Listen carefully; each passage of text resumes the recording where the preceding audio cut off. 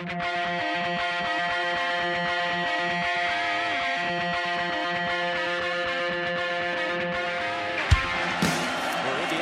first down and 10 at their own 10-yard line. And Tevin Coleman with some running room. Tevin Coleman down the sideline. Coleman, one man to beat. Tevin Coleman's going to go 90 yards, and Indiana takes the lead. Randall L. scrambles, thought about the pitch, keeps it himself down the sidelines. He could go. Antoine Randall L. touchdown. To the end zone, that's hauled in with one hand by McCulley. Touchdown, Indiana. Welcome to episode 203 of Hoosier Happy Hour. I'm your host. You guys know who I am, Michael Braggley. I'm here with Brandon and with Seth. Full crew, back for 203. I feel like we're crawling since 200. I feel like we've done it every week since 200, but I feel like we're crawling. I think we took one off. A little special edition, a little early edition for you guys this week. The week of a holiday, another week, another holiday, I think is what they say. So don't need to introduce the other guys, but Brandon's here and Seth. What's up, guys? Well, I thought this was going to be a fun, stress-free preview because it's Maryland. Then I started to read a little bit and then read a little bit more and then get a little obsessive about how much I've read. And now I'm in a bad mood. No, you guys are overthinking it quite a bit, I think. Don't shake your head. Don't shake your head, and I'll tell you why you shouldn't be shaking your head. Just keep going. All right, that's Seth shaking his head, by the way. Leave it to Bragg. Leave it to Bragg to have an optimistic outlook on. I don't understand what you guys see in this team, but we'll talk about it in a little bit. Exactly. But it's there too. It's weird. We'll get into it. I there for years. It's been there, and it's never panned out. All right. Sorry, Brandon. Sorry to cut off your mumbling. All right. Typical show rundown. News around the program. There's not a whole lot. We're going to get into Seth's back to talk some NCAA 25. A lot of big stuff came out this week. Especially today. After last week. Yes. Today for sure. And then we're going to schedule preview game number 5 against Maryland. Yes, these guys are essing their pants over the Terrapins without Brandon's favorite college football player of all time. And then we'll do randos and sacks. So let's get into news around the program real quick. We've got one new commit since we spoke last, wide receiver Miles Kendrick, currently unranked. It's not going to stay that way. 6 foot, 165. I feel like every wide receiver we have in this class is 6 foot tall. So not sure what that means for the future of the wide receiver position in the program, but good for him. I mean, the kid's a stud, a track star. Ran track at a high level as a junior.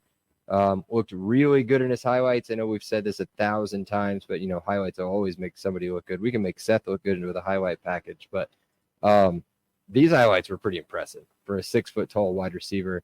And what I'm assuming, and you guys might be able to tell me a little bit more about the Jacksonville high school competition, but it's Florida, so I'm assuming it's going to have a decent amount of talent in there.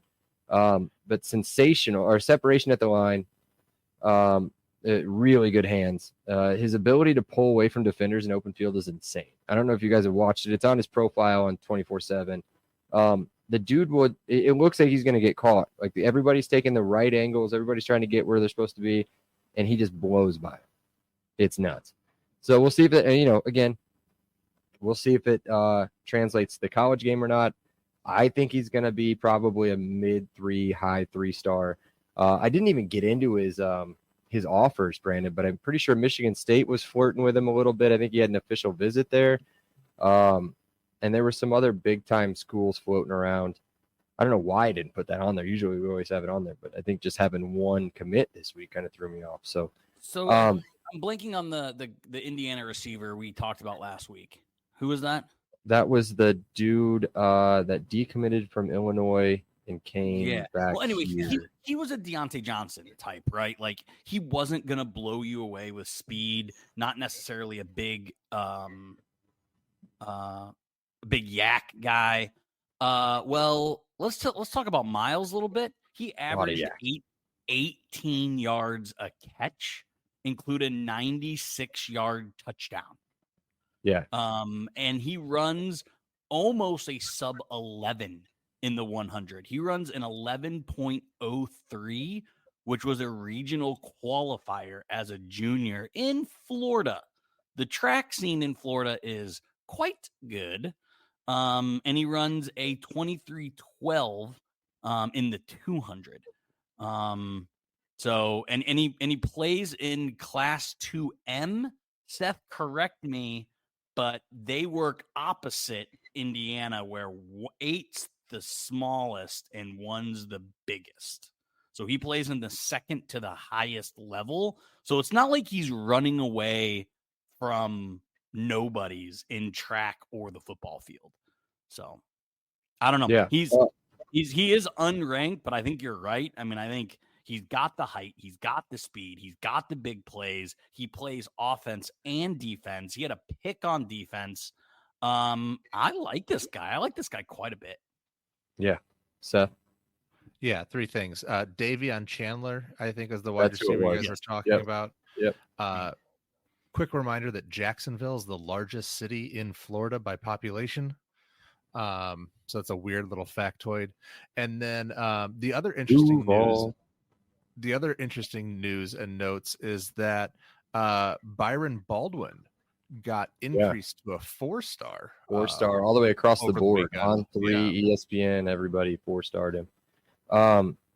Also, just another real quick thing. I know how much Bragg loves this guy.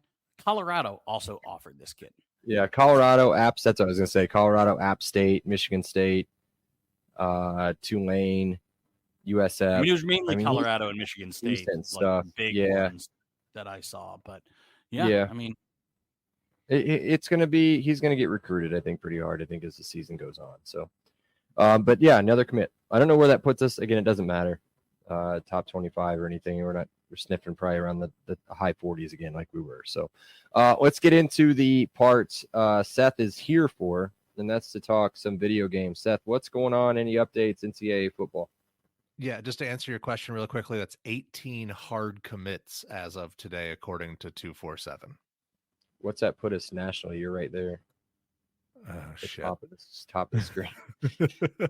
47 overall. Okay, 47. Yeah. Okay, cool. Talk some college football. What, we're about 2 weeks away, right? 2 weeks and some change. Right. Yes. And I have made the official purchase yesterday for the pre-order. I did that. And so super excited about that. Hyped up about the Dynasty Deep Dive release today. Most of the features from 2014, again, if it's not broke, don't fix it. A lot of them carried over, which is great to see them included. They did have a mini transfer portal before, but it's promised to be an expanded version now. They didn't go too deep into whether or not they have a spring and a fall version, but it's at least an expanded transfer portal. All the recruiting stuff is all in there, so it's going to be awesome. All that stuff is going to have the exact same look and feel that you're used to, because that's the thing, if you're playing this game, it's not the online stuff, it's the Dynasty. That's what this thing is, the chassis this is built for. So provided that the gameplay works, because I think we've all been in agreement before, the Madden gameplay has now been bust. It doesn't work anymore. So as long as there's the realism that we're used to from the college football game, this is going to be exactly what you're used to and just more of it. And the updated graphics look sick. So again, none of it's really new. If you've been playing 2014, a lot of it sounds very familiar, with a few little Madden kind of character, profile builder kind of games built in. But for the most part, it is hitting all of the key, diehard Dynasty lover, checklist item after item. They did their case studies. They did their field research on who actually plays the game.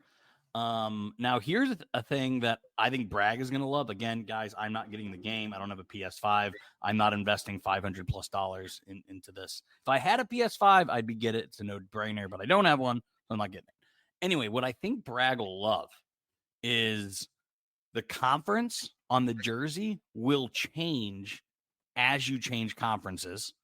Bragg is obviously a monster jersey guy. Another thing is if the team you're playing with has helmet stickers, you can accrue helmet stickers. That is a feature that it almost blows my mind how they can connect those things. I think it would be easy with like, current players. But if you're in year 12 and your junior quarterback who's a new starter goes from 0 helmet stickers to a full thing of helmet stickers, I think that's pretty intuitive. That's pretty cool. Yeah, you kind of took the question, or like said exactly like what I was going to ask. And I'll just give you guys yes or no on this. Yes or no, IU's jerseys on day of release are correct. No way. Okay. But they will be. They will be. They haven't even officially released them, I guess. It'll be a patch update, but yeah. It will be. They just, it's always wrong. Every year it's been wrong. All right, cool. That's it? That's it for I mean, that was a lot, but that's it, right? Yeah, Let's for get the into most part part. where we're gonna fight with each other, I think. There's some deep dive stuff. There's the FCS generic teams are now going to be named after some of like the diehard super fans who kept the roster burns alive. So it's really cool. So Vikes fan. That's not going to be one of them, but I think there's like the pandas. There's a bunch of them that'll come out this year. They'll have kind of goofy mascots, and they'll all be tied to kind of those super fans who have kept the hope alive for the last 11 years. Better than what was it, like Southwest something. Yeah, I think there were like the Mastodons one, and there was like a Dolphins or a Sharks version. There was a Viper. Yeah, Viper. It was whatever the like custom school. The Southwest was a Viper. The South was a Dolphin. The Northeast was a Mastodon. Yeah, it was all pretty. It was all over the place. Yeah. I mean, it made sense regionally, but it was pretty dumb. Did it? You've seen a lot of Mastodons in the Northeast, have you? Only in Fort Wayne. All right, cool. Let's get into it. Let's talk about the Maryland Terrapins. Game number 5. Series history. IU still leads at 7-5. Previous meeting was bad. Maryland 44, IU 17. That was the largest margin of victory in the series out of the 12 games. That was 27 points that separated them, and I would say it felt more like 44 points. Remember how sure you were that game was going to be uber competitive? Remember that? It's always it's a series. I didn't put the average margin of victory. I wish I would have done it. But it's always a competitive series. It's always a competitive series. It's like less than a touchdown, I think, traditionally per game. And here comes our fun fact. The Braggley's patterns are returned. I love Braggley patterns. I feel like I'm studying for the SAT all over again. Oh, are you ready for this? Here's the series out of the 12 games from the very beginning, from like the 1930s. IU, Maryland. IU, Maryland. IU, Maryland. Does this mean that we go back to the 2-1 and IU wins the next 2 and then they win the 1? Or does IU win 3 straight, followed by, I don't know, Maryland getting 2, and then we go back and do that pattern? Which way are you leaning? Because we're definitely winning this game. Do we win 2 in a row or 3 in a row? I mean, again, it doesn't matter. No, don't answer. It's stupid. No, if we're playing the SAT game, it's a stupid question. If we're playing the game, it's 3 IU. Like that. Like if this was a question on the SAT, this is that. That's the next 6 is 3-3 based off of yes an SAT question, which I did very well on. No, I didn't. Preseason over under 6.5. If you were asked the 2 other people on this podcast, you would think that it's 11.5, but it's 6.5. And they do not play Ohio State, Michigan, Purdue. Whoa. They don't play. Whoa. They do not play. The schedule's my thing. I know. I'm just telling you. They pretty much lost Michigan and Ohio State and replaced it with USC and Oregon. Okay. Yes, Ohio State, Michigan is stronger, but they didn't get cakewalks. Even Seth said their schedule's cake. I wouldn't call it not cake. It's not. I'd say it's a strong schedule. It's not easy. It's not hard. It's a Power 5, Power 2 conference schedule. I think that. Sorry, go ahead. DraftKings does have them at 6.5, but they're minus 120 on the under.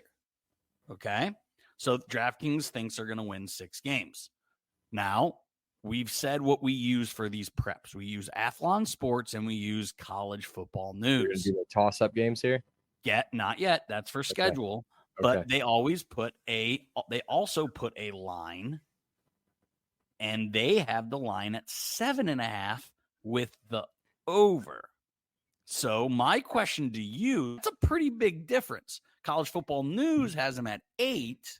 DraftKings has them at 6. Who do we think knows more about the Maryland Terrapins? College Football News, or is it DraftKings in July? I think DraftKings was making those. I think there's all kind of still the same wins over under since like whenever they came out, January or March or something. But no, Vegas wins all the time. Vegas says 6. College Football News is that article, that preview is only 4 days old, I think. So it's very, very new. There are, I'm not going to ruin it. I'm not going to give individual games, but I think there's only like 2 for sure wins that they have on there.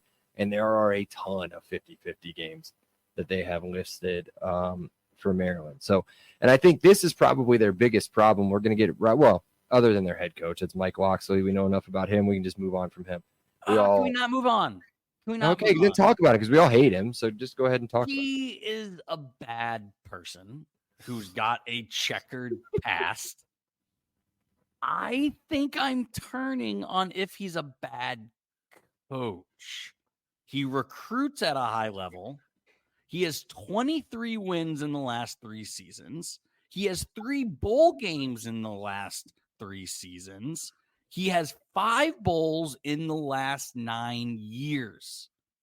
IU would take that 100 out of 100 times if we're making over 50% bowl games and winning them at a 60% clip. Now, he's only been at Maryland for 5 seasons. So don't. Then he's made it 3 out of 5 years. Okay. I'd take that. And won the last 3 with 23 wins in the last season. Now, again, they had the Maryland's best quarterback of all time. Mm-hmm. 11,000 yards. Compiler.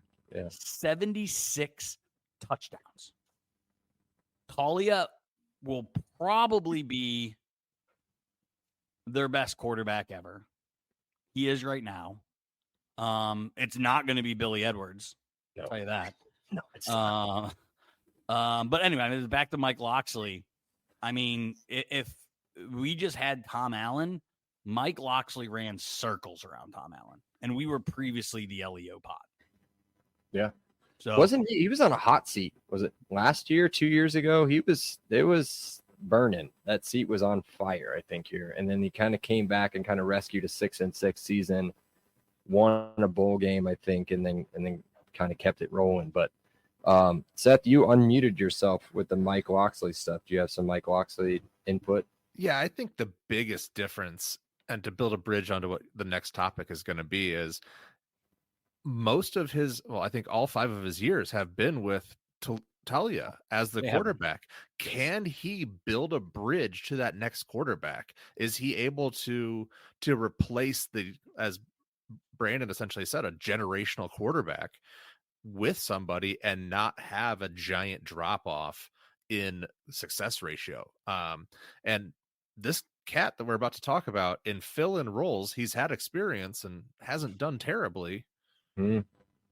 But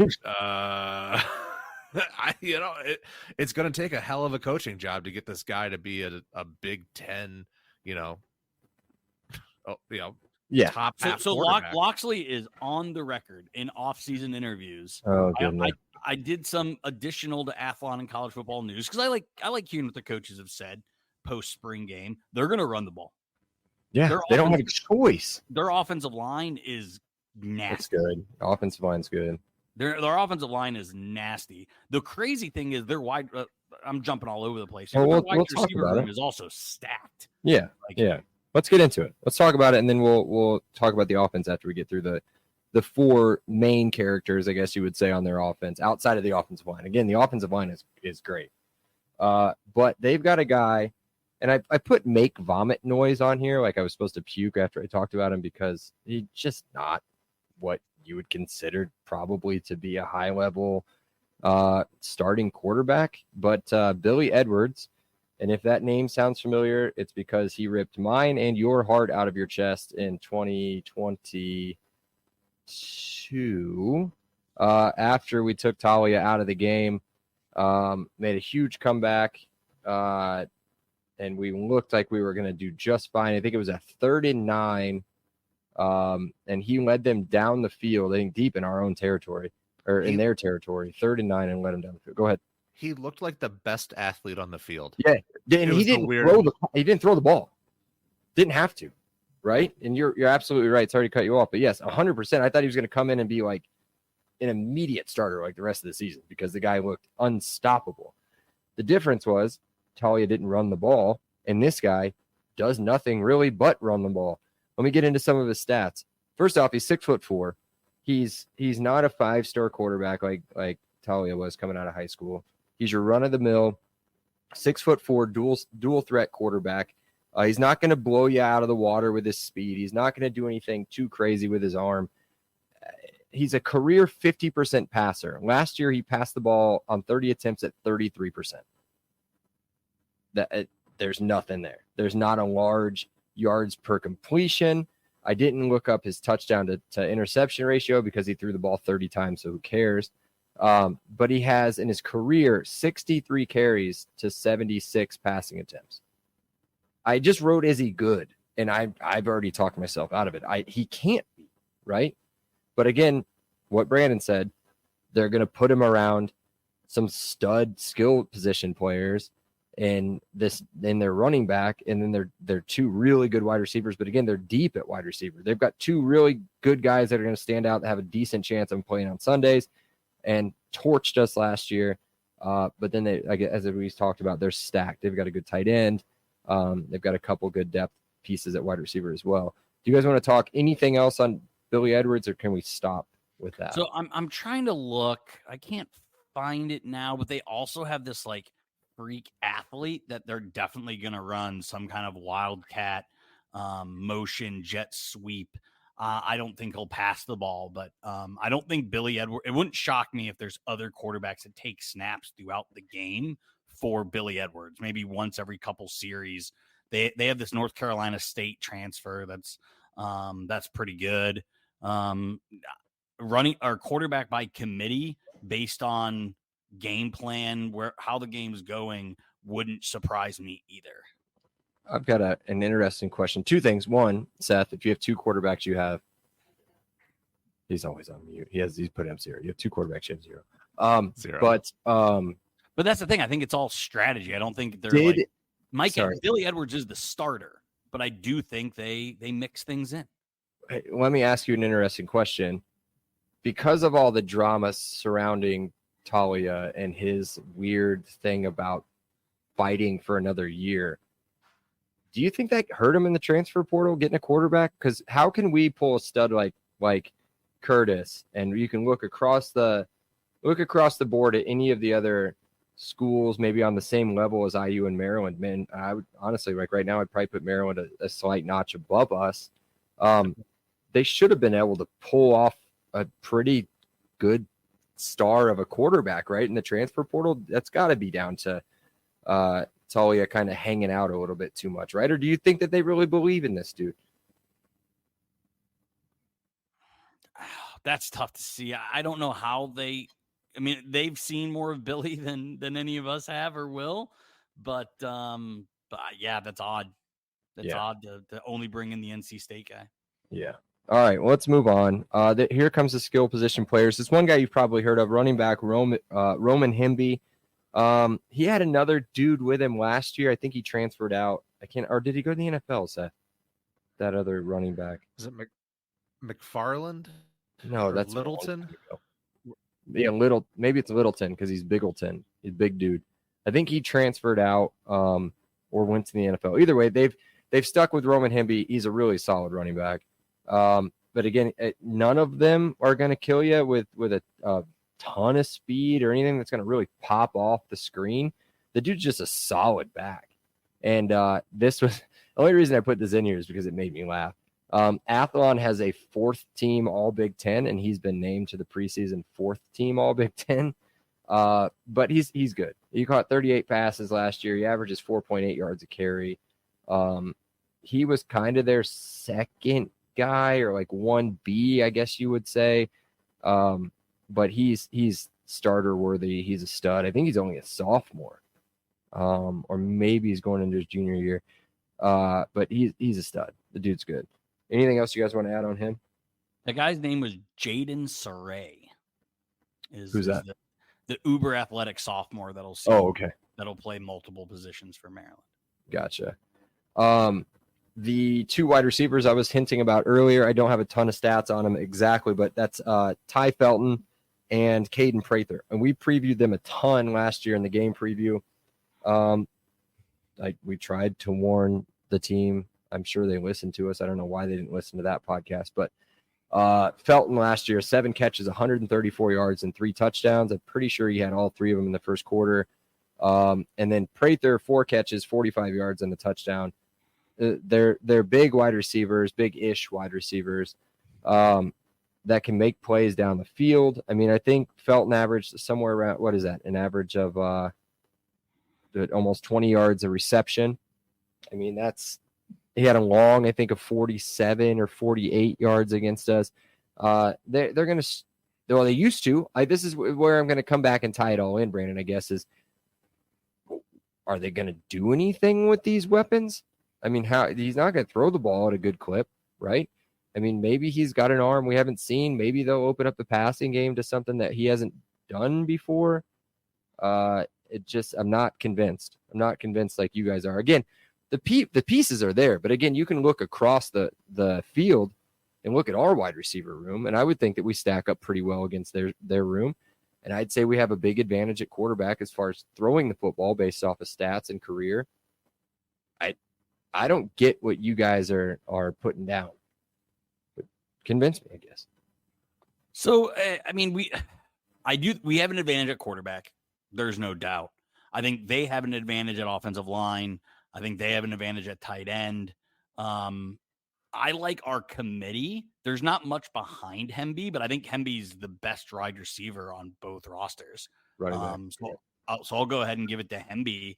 And then both wide receiver rooms are stacked. Stacked. Yeah. Like, honestly, there's probably 3 or 4 pros on both teams combined. Or at least camp bodies. There's definitely 4 camp bodies on both rosters. So yeah, I think it's kind of a push on offense. We got the better quarterback. They have the better running back. They have the better offensive line.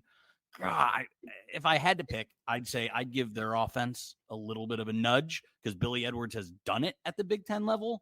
Curtis Rourke hasn't done it at the Big Ten level at all. So I'm giving slight itsy bitsy tiny nod to Maryland on offense. When you say he's done it, you just mean he's played Big Ten football, right? Correct. Okay. Okay. I mean, I nodded with you throughout the whole thing. I thought you were going to go back or get into the defensive side of the ball because, again, I think our defensive side so much changed. You can go look at PFF ratings, and I would think that we would blow them out of the water and whatever those nerds have put together on those ratings, right? But we don't know, right? We don't know what to expect from our defense. They kind of know what to expect from their defense because the 3 guys I've highlighted at least have all been in the program for at least 5 or 4 years, and they're absolute studs.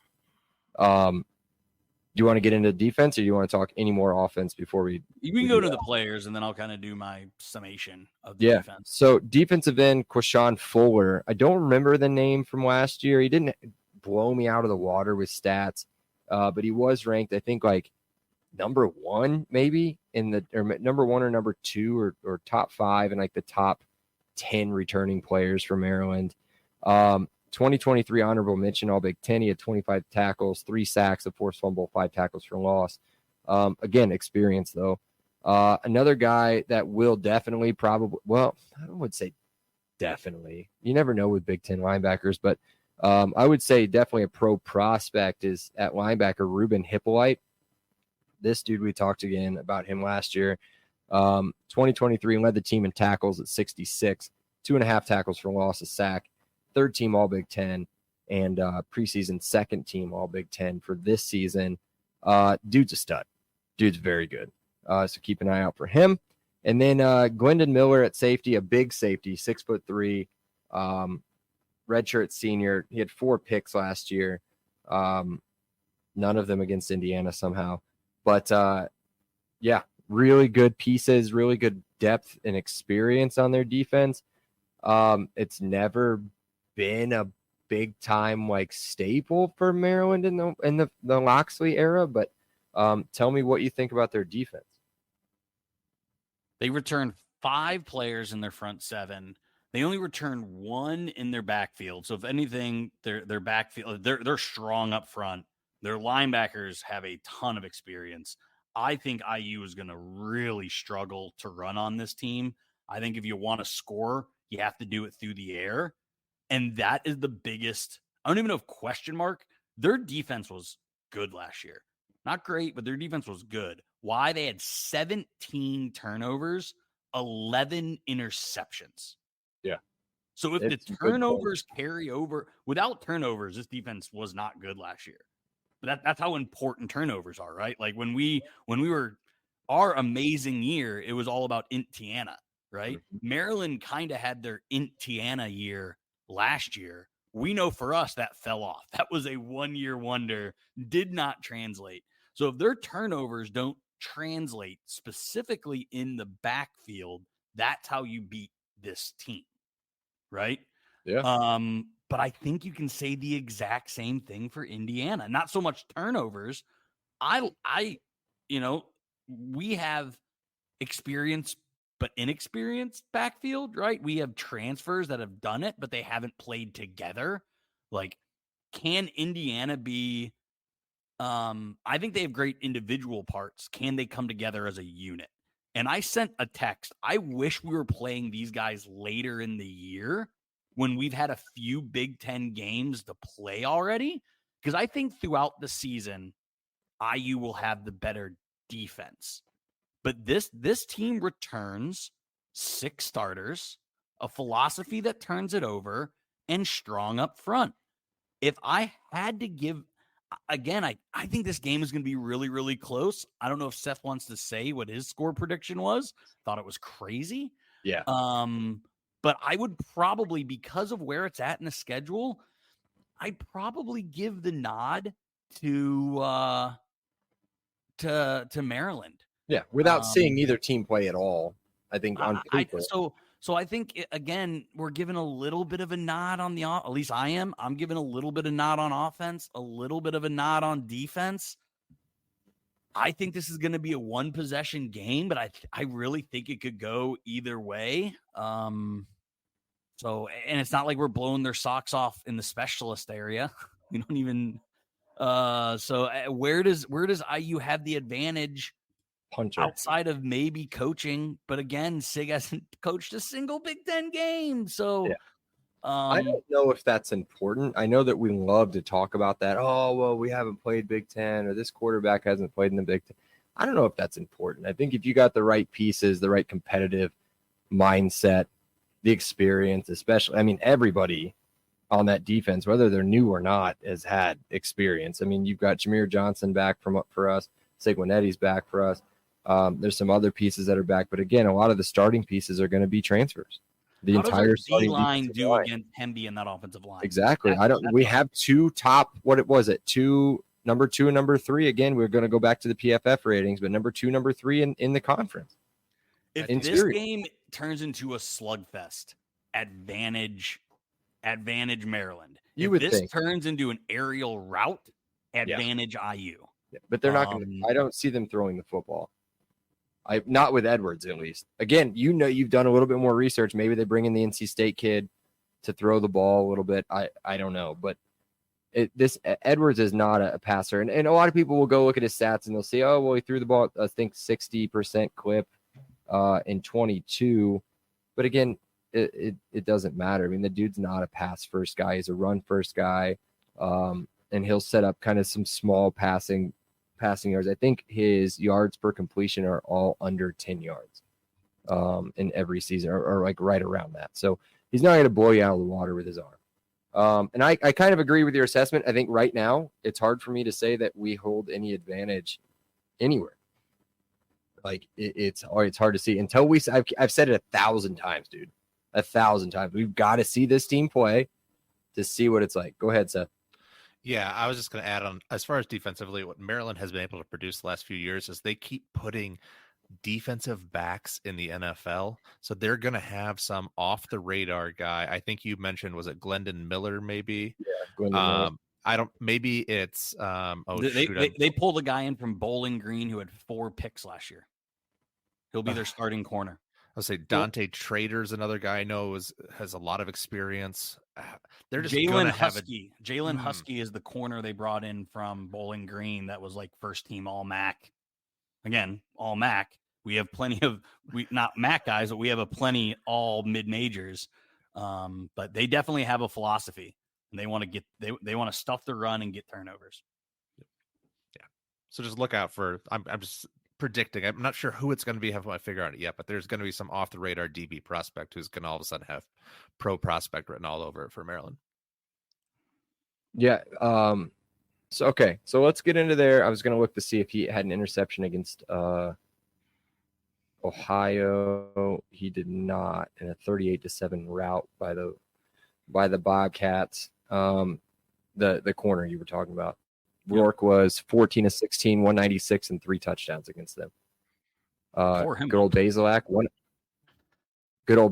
16 of 31, 109 yards, 2 picks. That's the Connor we know. So yeah, there you go. So we'll see if that really translated. Exactly. All right, let's do schedule talk again.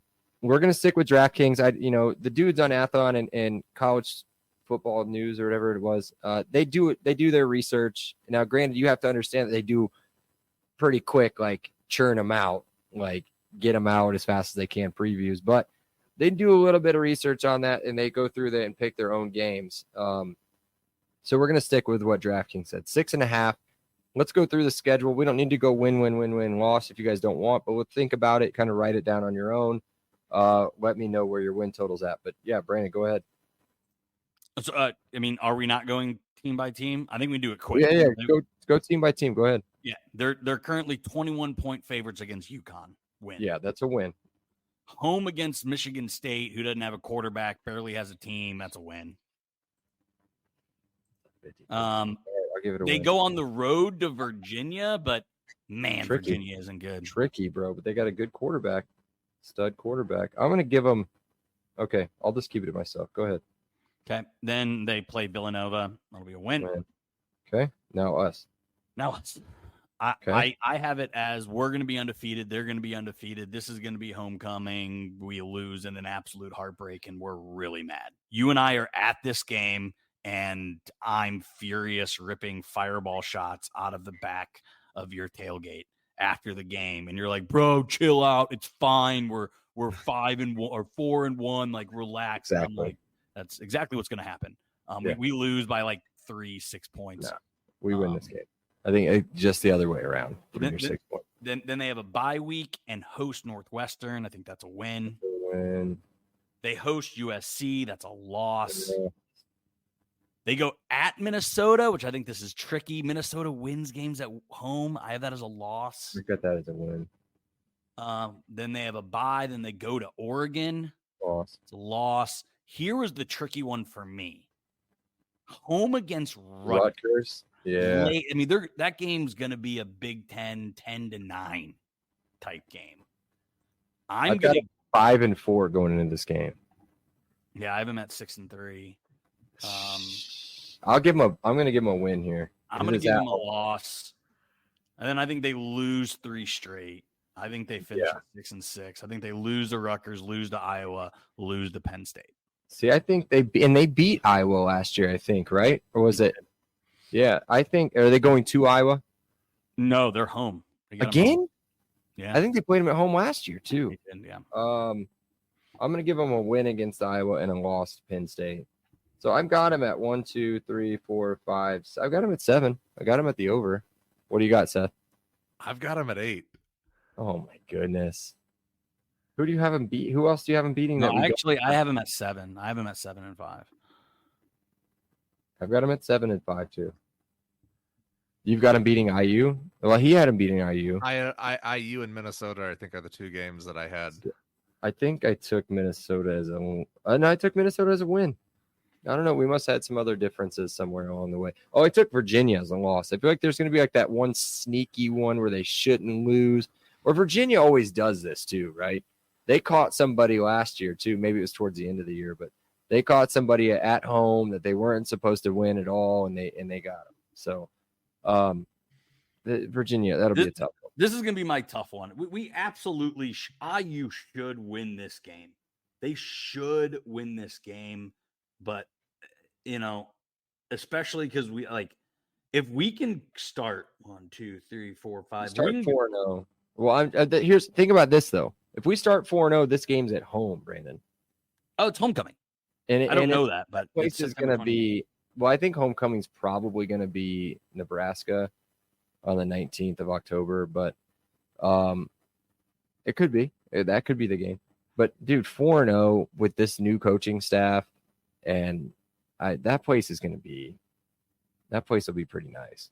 So this will also be the first game I go to, most likely. I might go to Charlotte. We'll see. Maybe go to Charlotte. Go to Charlotte. There's no reason. I'm 100% going to be at this game. Okay, there we go. All right, I booked the hotel tonight. Did you? Oh yeah, there you go. You should do it. Okay, cool. I'm not going to do the promo stuff. If you guys want to reach out and sponsor the podcast, please do. We're not like begging for money or anything, but it's a good way to get your name out. We've got a dedicated fan base, and the 3 people that listen to us spend a lot of money on stuff that we promote. So give a shout on the social medias. Any of the DMs, slide right into them, or you can email me at michael@braggleyproductions.com. All right, that's enough of that. Let's get into Brando's Randos and the sack, and then we'll get out of here. Randos. It's the first offseason of college football 2025. Are you shipping Maryland to the ACC? Oh, God. I don't do the realignment thing, man. I don't, but I do. To. I do every time. I'd love to. Get them out of here. Get them out. They're just hate even playing Maryland.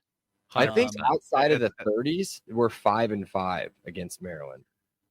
Like it's like them and Rutgers are like the 2 games. Not really so much Rutgers, but they're like Maryland for sure is like our biggest flip-flop game, right? They've went to 3 straight bowl games, right? Who have they beat 3 straight years?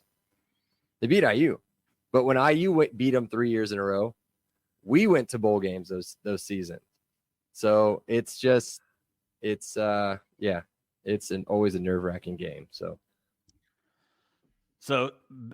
building off my first question, what is a fair trade for Maryland? I know who I always flip them with, but I'm biased. Who would be a fair trade? Like Madden would deem it a fair trade. I think I'm on the same page you are.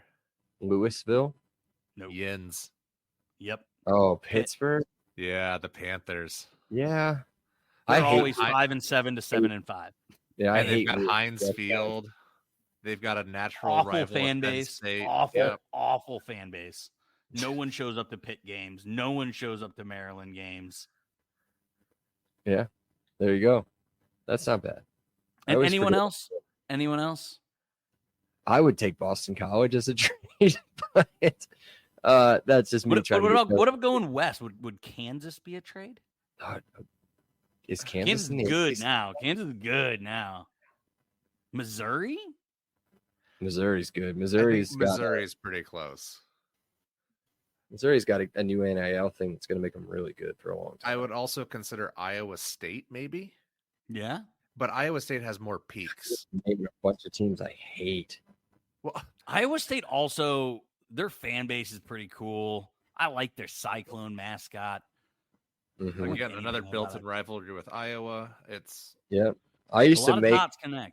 I used to remake Iowa State a lot in the custom school builder or whatever. I'd remake them because I like their logo so much and their colors. I love Yeah, the colors. The colors are great. I don't know if that's fair, though. Iowa State is above Maryland. Yeah. Maybe. Yeah. They had a bad year last year. So to build off my last question, all of these kind of build together. No one shows up for Maryland football games. No one shows up for Maryland basketball games now. That is crazy, dude. Can you think of another Power 4 conference that's like that? UCLA. Boston College. UCLA, Boston College, fine. He ain't coming back any around. UCLA is a good one. I didn't think of UCLA. UCLA is a good one. Yeah, but basketball, they've got to be packing that place, right? They don't. Pauley Pavilion is empty. Really? Too much other stuff to do. They're going to be like a top 10 preseason team. They're going to be, the basketball team's going to be picked to win the Big They're going to be very good. Yeah. And no fans will be there. That's a great call. I thought I was going to stump you guys on that one because I couldn't think of anyone that had because the league, Ohio State football is incredible, but no one goes to the basketball games. Right. Like Michigan football are great. No one goes to the basketball games. Like there's teams that have it one way or the other. Let's admit it. IU basketball sells every game. Northwestern. Northwestern. Their basketball team fans show up. Football, there's no one. Students show up. No one. The students show up from Northwestern. I'm not sure. If you see you've been there, right? Haven't you gone up there for a game when IU plays there? I know some people that have, but whenever IU plays there, it's all IU. Probably 70-30 IU. I mean, it's crazy. But yeah, that's a good one. I don't know, Pitt. Yeah, Wake Forest goes in kind of waves, but when they're competitive, they really show up. Yeah, so that's not necessarily. Some of these ACC schools are so small. Wake Forest, Boston College, Wake Forest basketball fans show up. Their football, no one shows up. But all right, last question for me. Miami. The alumni that went to Maryland, sports-wise, fantastic. Mm-hmm. Non-football, really weak. Can you name anyone? And I'm going to guess you can't.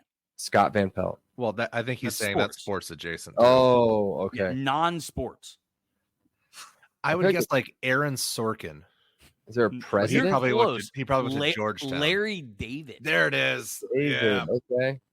And then I love this because I was a huge Muppets kid. Jim Henson. Oh, Jim Henson. Jim Henson. Right. So those based on my Jim research. Henson from Indiana? Isn't he like a? I think you're thinking of Jim Davis, the guy from who did Garfield. Yeah, that's who I'm thinking of. Didn't he go to Ball State?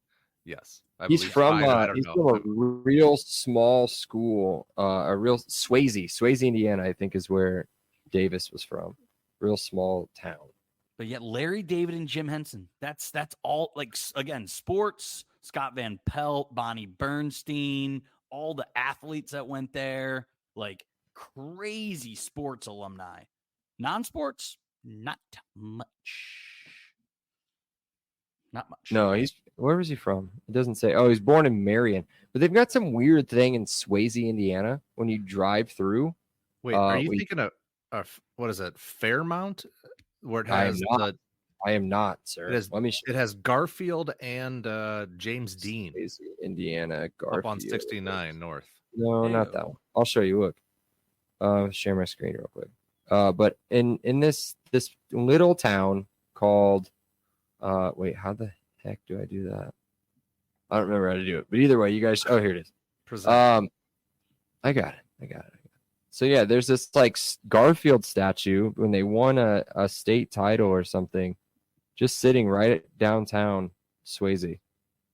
I thought maybe he was from there. It's kind of close-ish to Marion, not really, but kind of. Yeah, it's weird though. There you go. Check it out sometime, or don't, because there's nothing there. Moving on. I'm not even looking at the screen. That's all I got for Brando's Randos. Cool. All right, Seth, you're back. Yeah, let's get into this. All right. Maryland has one person with any kind of, at least that I could find, Indiana ties, and that is Purdue transfer redshirt senior Josh Kaltenberger. How big of a loss was that, Seth? He was expected to start, but we've replaced him. We had a bunch of transfers coming in who were supposed to be pretty good. So We have he a was lot of expected to be the people that starter. played for IU that are from Maryland. Does that count? Right. That's the other way around. I was going to say, yeah, a lot of Maryland guys on the IU So you roster. do know DraftKings has Purdue last. You do know Athlon Sports has Purdue last, and you do know College Football News has Purdue last. Yes. Now I say that they have IU third or fourth last on all of those lists as well. So neither one of those three think IU or Purdue is going to be good. But I just wanted to point that out that Maryland or Purdue is last in everything. Thank you for sharing that. Here's something I will share with you. One of the things we talked about a lot was how we think that Maryland's offense is going to be really good. I think something that we didn't talk about that goes to that effect is on their offensive coaching staff. They have former Michigan offensive coordinator and Miami offensive coordinator Josh Gaddis, who was a huge up-and-comer for a while, kind of leveled off in the last few years.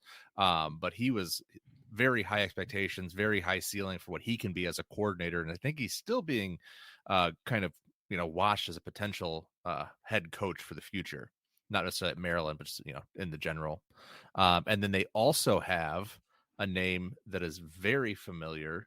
Oh shit, I'm blanking on it and my cursor's not on it, of course. Oh damn it. They have Brian Williams as defensive coordinator. And oh my God, this is awful radio.